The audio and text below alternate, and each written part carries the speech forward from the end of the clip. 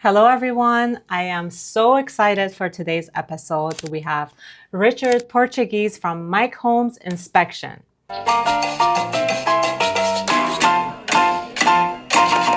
As you mentioned, I'm a lead inspector with Mike Holmes Inspections.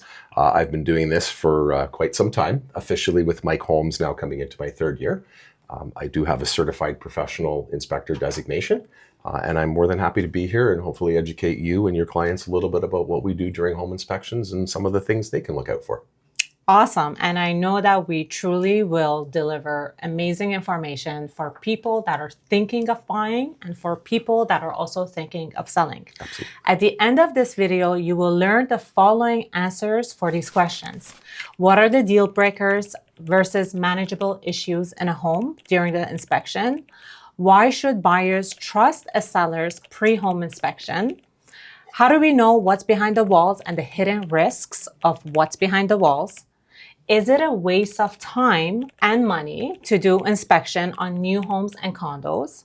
Sellers, if you're thinking of selling, what's the best way to prepare your home for a home inspection and for the buyers to walk through your house? And if you are new to our channel, if you're interested in pulse of the real estate market, make sure to subscribe and like this video so you don't miss the pulse.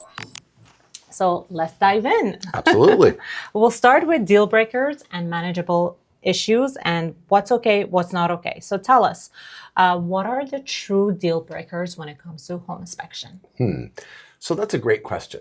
And I'll answer that by saying that the deal breakers are different depending on the tolerance of the buyer. We're always looking out for the major kind of red flag or orange flag issues. When we do our home inspections, I'll generally drop things into one of two kind of virtual buckets. We have regular deferred maintenance, maybe some caulking or maybe a driveway that needs a little bit of shoring up.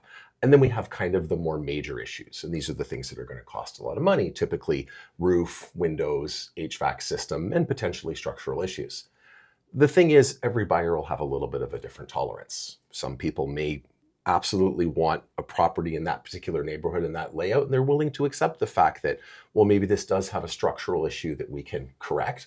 Whereas some buyers will want something that's completely turnkey ready and a light fixture that needs to be replaced is a turnoff for them. So everybody's a little bit different, but typically the big red flag things are the big money. And those are, like I mentioned, the roof, the windows, HVAC, sometimes electrical and plumbing, depending on what could need to be upgraded. And structural issues can get involved with that too.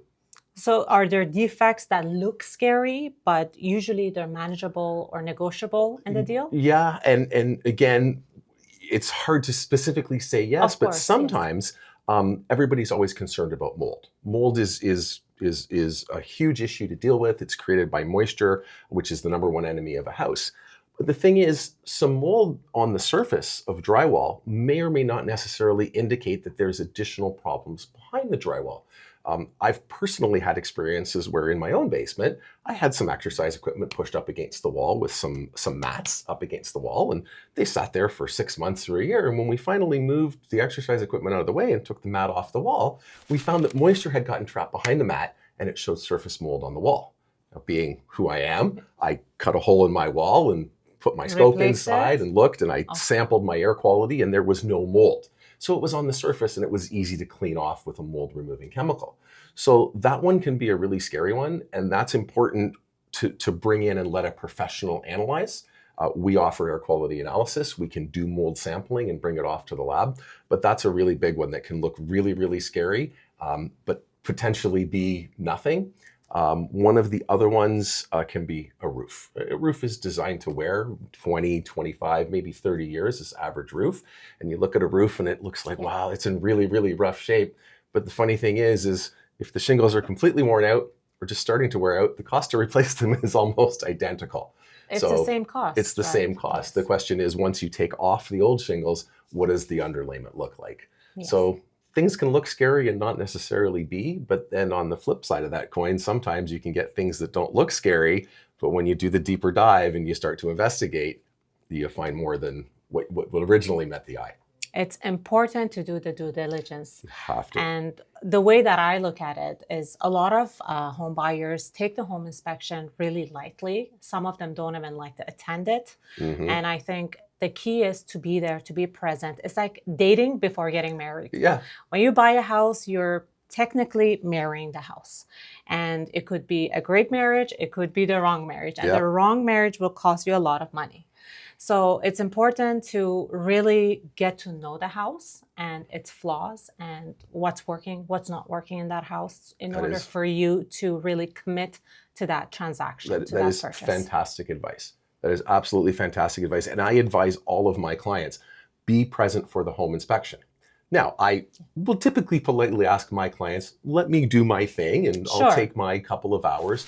But then at the end, I like to walk around the property with the client, inside, outside, and point out, this is some regular maintenance. You'll need to fix the caulking and you check that every year. Oh, your chimney, that's in really rough shape. And while it may not seem like a big deal, the rougher that gets, the more you have the opportunity for moisture again to enter the house. So yes, if you're purchasing a house, I would say be present when the home inspection is done. Let the home inspector do his thing so he can be focused. But at the end, definitely you should get a summary. You're going to get a complete report with it, which we offer a consultation call to go through the report. But it's really important to be there and see it for yourself and understand what that inspector is talking about. Because then you can have the discussions, oh, well, how do I mitigate this? Or, what have you seen in the past? Or who do I even contact to fix this type of stuff? You said it, my friend. And it's not just about finding out what's wrong with the property. It's about how can I maintain this house properly from here on. Even if you're not a first-time home buyer, I find even for myself, when I did a home inspection, there was just so much to know and so much to know what to do from here on. So it's funny that you mentioned that. So we actually have a home maintenance program that we have launched as part of our home inspection. So if customers choose to opt into that, everything rests on there.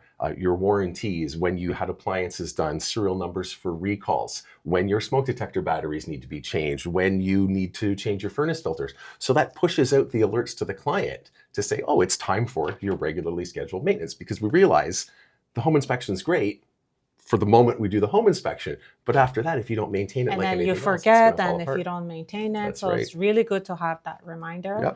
We'll definitely put a link in this video so that they can connect with you and take a look at your services. That'd be great. So let's talk about seller's pre-home inspection. That's an inspection that we get our sellers to do in order to provide that home inspection to the potential buyers that are considering the house. A lot of times buyers want to make an offer, but they're hesitant. So the home inspection really brings in comfort. They can see all the details. But the question is, should buyers trust a pre-home inspection that's provided by the seller? That is a fantastic question with a very long and complicated answer. So I would say as long as that pre-home inspection has been done by a licensed certified inspector. And by licensed, it's a difficult word because in Ontario, there's no licensing or training requirements for a home inspector. All of our inspectors are fully certified by a governing body that looks after some of our licensed provinces like BC, Alberta, and Quebec. And in fact, we're one of the training institutes that is accredited for licensing these provinces. I think as long as you're getting an inspection report from someone who is either a certified or a master home inspector, carries some designation and credentials, that report can be well trusted, yes. But then again, I know buyers who say, no, I want my own home inspection regardless, of course, because I don't trust what they're providing. So again, each person is going to be unique. And I think there's no right or wrong here. It really it's just isn't. Up to the buyer. And I couldn't agree more when it comes to the pre-home inspection. I remember when we did the Mike Holmes pre-home inspection on one of our listings, and we had about 40 buyers walk into the open house. And every time, and we put a QR code with your full inspection there, every time they came in and they saw that this home inspection is provided by Mike Holmes, they would say, oh, that's really good. Like they were really excited. The trust behind the name and the fact that nothing with Mike Holmes is taken lightly. That's right. Really stands behind the name. And of course, the credentials is also definitely really important to have there. And So I think it just goes back to, is the trust there? Who did this home inspection? And what are the details that are covered in there? And that's it. And I'd even go and read the report. If the report looks amateurish and the inspector has called out a chip on the countertop, you can see that for yourself. You don't need me to tell you that the countertop is damaged. What you need me to tell you is that the furnace is 27 years old and the heat exchanger is showing some rust, and now we need an HVAC guy to come in and have a look at it. So you'll be able to read the report and you'll see 100%. the professionalism in the report, and you'll know on your own as soon as you start to read it. Absolutely. Awesome. Now going to what's behind the walls and the hidden risks. Since inspectors can't open walls, what's visible on the surface, basically? What are some of the hints or some of the hidden issues that we can dig in a little bit more that might be alarming? Yeah, that's a great one. And it's true. Home inspections in Ontario, we do to what's called the CAPI standards, which is the Canadian Association of Home Inspector Professionals. I hope I got that exactly right. And you can look it up online and you can see what our standards of practice is. And one of those standards of practice is that we're doing a visual and non-invasive inspection. Now, a good home inspector, a good home inspector company will carry tools like a thermal imaging camera. They'll carry a moisture meter, or they'll carry an endoscope style camera where we can get into those smaller cracks and see what's going on behind the walls.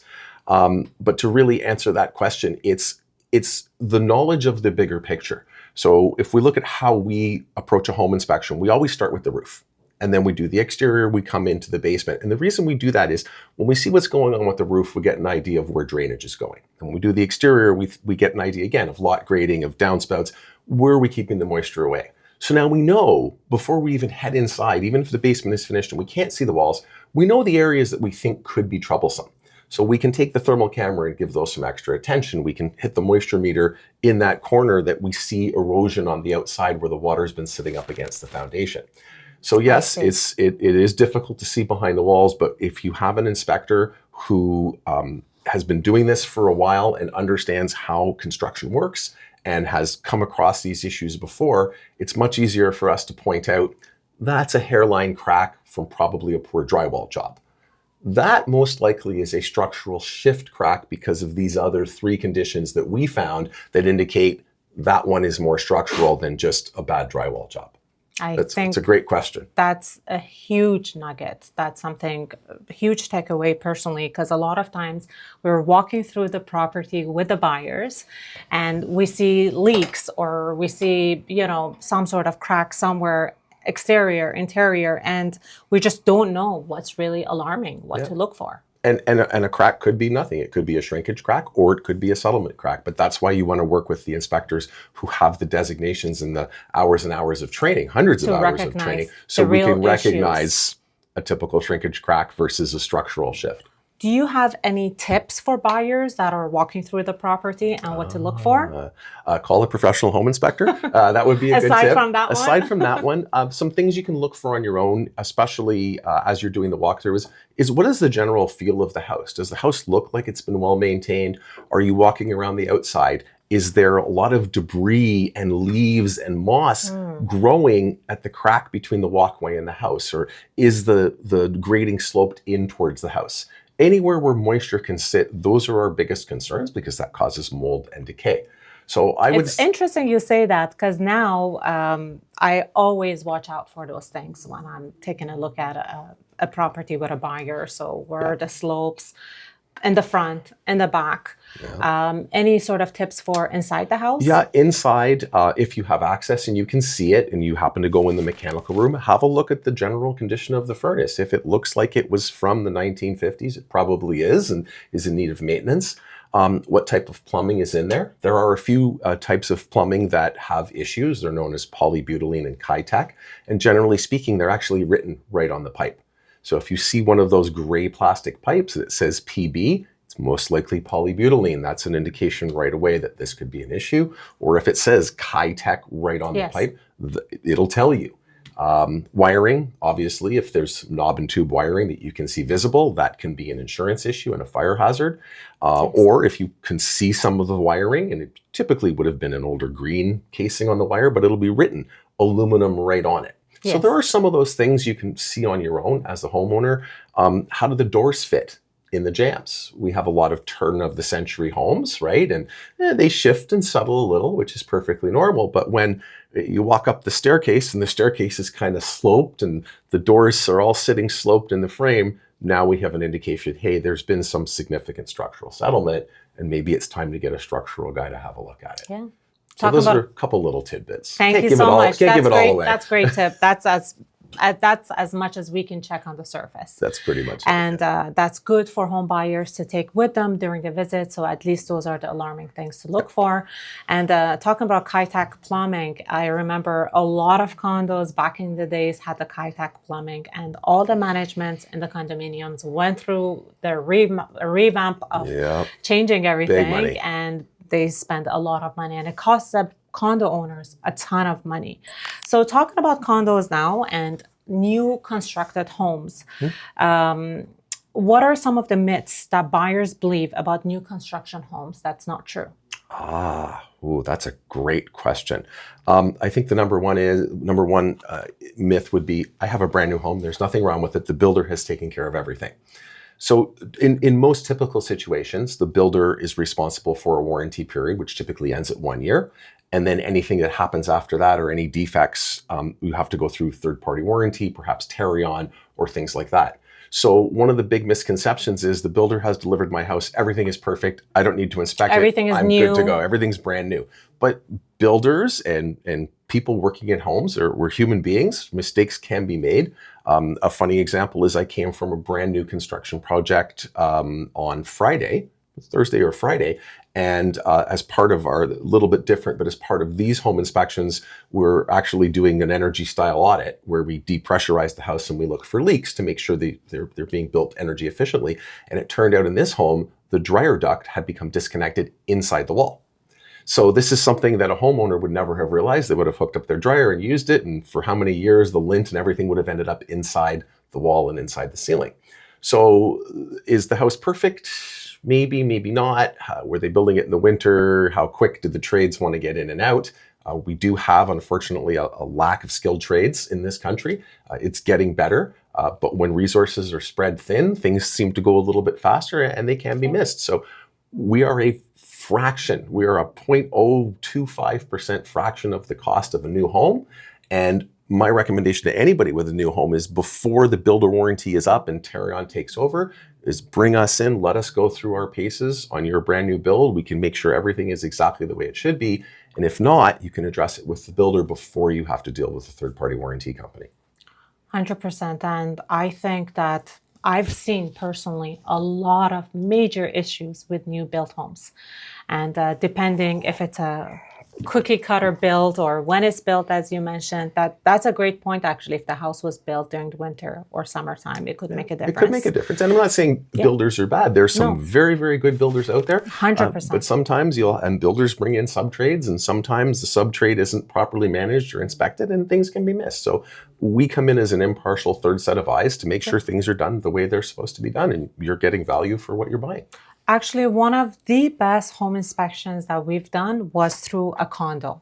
And personally, because you don't think of a condo in a sense where so much could be wrong, but it was more like my clients were first-time home buyers, and it was just such a great information session for them. And they learned so much about the condo, which they would have never had if they didn't do the condo inspection. I mean, so a big part of our job is educating our clients. And when I do that walk around with the client, I'll explain to them, every spring you want to walk around, check the caulking, make sure it's not cracked, look at the main water valve, make sure all the little details. Your main water valve leaking. You need to learn, and in fact, with our reports, you get a 4-page document that goes through all of your regular annual maintenance. So whether it's a condo or a home, absolutely. And the peace of mind that comes with that, it's huge. It's huge. It's huge. And when you're buying even a condo starting in the $500,000 and plus, or homes in millions, a few $100 it's the least nothing. And the safest money that you can spend getting it. So what's on the surface will give you a hint. Not always, but and I tell my inspectors as I'm training them,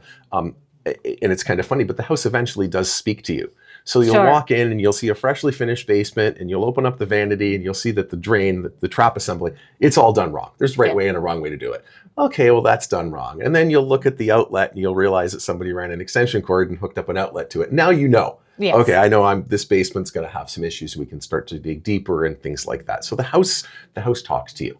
And it tells you which way to go, or at least it talks to us. I think that's the key here. And talking about today's real estate market, I absolutely love this market. And I'll tell you why. In 2021, 2022, we didn't have the chance to bring in professional home inspectors to do home inspections. So the buyers took a huge risk. And if we were lucky, we had 2 minutes to review the pre-home inspection, if there was one. If there was, yeah. So we were technically in the mercy of the home sellers and the market. In today's market, we put in home inspection, we do put in all the clauses that we need to put in order to protect our clients. And I think that's the best way to really get into the housing market with an open eye, no surprises later. That's there could always be surprises, but as far as what you can check. And I think we're in a fantastic market for our home buyers. It's funny, you have to take in your car and you have to have your car safety checked. When you sell your car, you have to bring it in. I don't know if they still do emissions testing, but in order to transfer the vehicle, you have to have it safety checked. Well, there's a lot more ways to die in your house than there is to die in your car. So one thing is, our government, they're very cautious about mandating anything. But obviously, for my business, it would certainly help. But I think home inspection should almost be mandatory, because not everyone has our set of trained eyes. Not everybody is looking for the things that we're looking for. And we've run into some significantly dangerous situations where we found that heating ducts were energized, or plumbing pipes were energized because simply a homeowner did some wiring and had no idea what they were doing. And these are dangerous conditions that can kill someone in a home. So to know and have that set of eyes in there, I believe whether you're doing a pre-listing or as a buyer, the pre-listings are great because that puts the power in your hands as the listing agent's hands and the person selling the house. You know what's wrong with your house before I show up with the buyer and tell you what's wrong. And then, it gives you a chance to take a look at them and maybe possibly consider fixing it. Exactly. You may not want to fix it, and that's totally okay. But at least when it comes to negotiations, you know exactly where you fall. And it's always, knowledge is power, right? And especially 100%. In negotiation. So the more you know versus the more the other side. But I leave that to you guys. We'll take care of the negotiations. Yeah. So let's talk about home selling. So if somebody in today's market is thinking of hitting the market, which could be a scary scenario, knowing that in most of the markets across the GTA, we're in a buyer's market. Mm-hmm. So to be positioned as a home seller, you really got to be careful. It could be a little bit scary. And what can you do as far as checking your property, or what are some of the things that home sellers should look out for, should check prior to hitting the market in order to position themselves better? Yeah, I think understanding what your home is, do that walk around that I talked about on your own. I mean, yes, you want to bring in, I clearly am motivated to offer pre-listing inspections, which are great. But if you're not going to do that, understand what's going on with your house. Take a walk around the outside. Are your downspouts dumping water on the side of the foundation? That's a fairly easy fix that anybody can go to a big box store and get a little piece of downspout extension and attach it. Are all your patio stones tipping into the house? Fix these little things, the stuff that you can manage. Do you have broken light switches? Is there burnt out light bulbs? Are your bathroom fans dirty? There's a lot of regular maintenance things that seem to get deferred. And when someone comes into your house and they see a clean, well-maintained home, there's been some pride of ownership, I think to me that's an easier time to sell it, as if, okay, my house is listed, I have done nothing, I didn't vacuum the carpets, I haven't changed a light bulb. You want to make your home as marketable as possible. Fix the little easy things that there are to fix, because most buyers, they want to come and move in and enjoy the home. And the buyers will see that. Absolutely. They will pick up on that. Yeah. And even if they don't see it, they will sense it. Exactly. As somebody who walks into properties a lot with home buyers, they definitely, even if the house is not renovated, but it's well maintained, it makes such a huge difference in their motivation to make an offer. I did a home inspection from a home that was a time machine. When I opened up the door, it was 1982, but I have to tell you, everything in that house was pristine. The original 1982 kitchens, the original 1982 bath, everything was perfect. And you could tell there was some pride of ownership, 100%. Yes. Yeah, definitely. The house was well maintained, and while some of the systems in the home were older, we pointed that out. And then it sort of leads into making sure you work with a good agent who knows what they're doing, like yourself and Remax Hallmark. But that's going to be something you're going to decide personally is, okay, well, my furnace is 27 years old. It's working great. And I know it's technically at end of life. Is this something that we're going to have a discussion about? Listen, do I want to put a brand new furnace and a brand new water heater so I can say all these things have been replaced, Mr. Buyer, you don't have to worry about anything? Or do I want to leave them and maybe make this part of our negotiation? So there's a lot of different strategies to do that. It depends on your neighborhood. It depends on your house, the type on of your budget. buyers, and who are the buyers. If you are living in an area where the buyers are investors or builders and somebody who's going to tear down the house in 5 or 6 years, then last thing you want to do is spend $20,000 or $30,000 replacing an equipment that's not needed. Exactly. So make sure you seek professional advice. Richard from Mike Holmes Inspection is here to help. Make sure to check out our captions here. We're going to have all of Richard's information. And if you have any questions, make sure to reach out. Don't forget to like and follow.